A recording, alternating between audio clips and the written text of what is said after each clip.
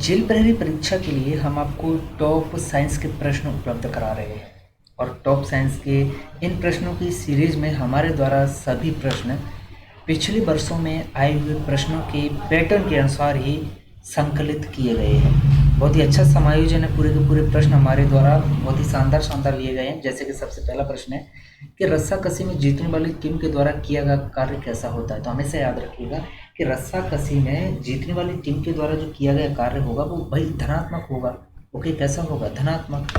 अगला प्रश्न है कि जब हम अपने हाथों को आपस में रगड़ते हैं तो ऊर्जा का रूपांतरण कैसे होता है। तो हमेशा याद रखें, जब भी अगर हम अपने दोनों हाथों को रगड़ रहे हैं आपस में तो हम क्या है, यांत्रिक कार्य कर रहे हैं। ओके, तो भाई क्या होगा, यांत्रिक ऊर्जा उसमें ऊर्जा में परिवर्तित हो जाती है। आप रगड़ना अपने हाथों को लंबे समय तक, बस 1 मिनट रगड़ लेना तो आपके हाथ में गर्म हो जाएंगे आपके हाथ। तो क्या होगा, वहाँ पर आपने जो यांत्रिक कार्य किया, जो यांत्रिक ऊर्जा क्या हुई, उसमें ऊर्जा में चेंज हो गई। अगला प्रश्न है कि यदि किसी वस्तु की चाल आधी की जाए तो इसकी गतिज ऊर्जा कितनी हो जाती है। तो हमेशा याद रखें, अगर किसी वस्तु की चाल को हम आधा कर देंगे तो उसकी गतिज ऊर्जा 1/4 हो जाएगी। प्रश्न है कि सर्दियों में स्वेटर हमें किस कारण से गर्म रखते हैं।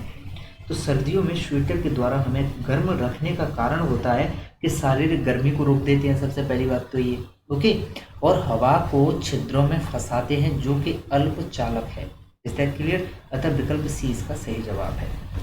अगला प्रश्न है कि जब एक वस्तु में ऊष्मा उत्पन्न होती है तब अधिकतम उत्थान किसमें होगा। तो हमें से याद रखें, जब एक वस्तु में ऊष्मा अगर उत्पन्न होती है तो जो अधिकतम उत्थान होगा वह आयतन में होगा। कहाँ? आयतन में। प्रश्न है कि जब किसी वस्तु को ऊष्मा दी जाती है तब उसके ताप में 1 डिग्री सेल्सियस का उत्थान होता है, वह ऊष्मा है कौन सी? बताइएगा भाई। हमेशा याद रखें, जब किसी वस्तु को ऊष्मा दी जाती है तब उसके ताप में 1 डिग्री सेल्सियस का उत्थान होता है, तो वह ऊष्मा जो है ना, वह ऊष्मा धारिता है। ओके, अगला प्रश्न है कि निम्न में से कौन सा रासायनिक परिवर्तन का उदाहरण है। तो भाई हमेशा याद रखें, CaO को पानी में डालना, कैल्शियम ऑक्साइड को पानी में डालना रासायनिक परिवर्तन का उदाहरण है। ओके, विकल्प ए इसका सही जवाब है। अगला प्रश्न है कि प्लास्टर ऑफ पेरिस का रासायनिक सूत्र इनमें से कौन सा है। तो भाई प्लास्टर ऑफ पेरिस का रासायनिक सूत्र है 2CaSO4 into H2O। ओके, विकल्प सी इसका सही जवाब है। अगला प्रश्न है कि उत्फुलन वह परिघटना होती है जिसमें एक यौगिक, यहाँ पर उत्फुलन परिघटना की परिभाषा ली गई है, तो मैं सीधे सीधे आपको बता देता हूँ, आपको याद रखना है, ठीक है भाई। तो उत्फुलन वह परिघटना है जिसमें एक यौगिक जल योजित जल को मुक्त करता है और पाउडर में बदल देता है। ओके, विकल्प डी इसका सही जवाब है। अगला प्रश्न है कि सोडियम कार्बोनेट का जलीय विलयन कैसा है। तो भाई सोडियम कार्बोनेट का जो जलीय विलयन है वो क्षारीय होता है। प्रश्न है कि जब सोडियम क्लोराइड के जलीय विलयन का विद्युत अपघटन होता है तो बनने वाले उत्पाद कैसे होंगे।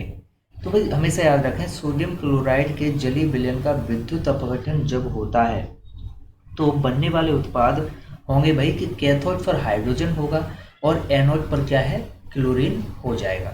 ओके, इकट्ठा होगा।